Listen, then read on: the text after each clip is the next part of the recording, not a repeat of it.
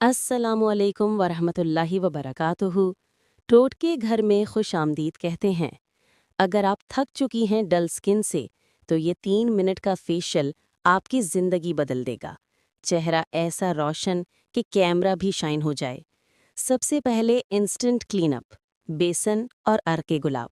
सिर्फ 30 second massage, skin की गंदगी, ऑयल, डलनेस सब गायब।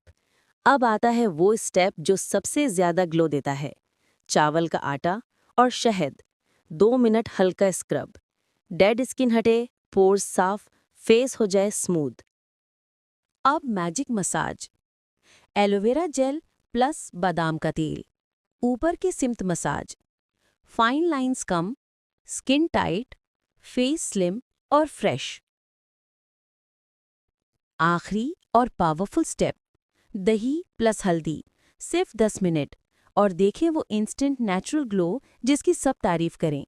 अगर आप ये फेशियल हफ्ते में 2 बार करेंगी तो आपकी स्किन हमेशा रोशन, साफ और यंग रहेगी। लाइक, शेयर, सब्सक्राइब टोटके घर के मजीद ज़बरदस्त टोटकों के लिए।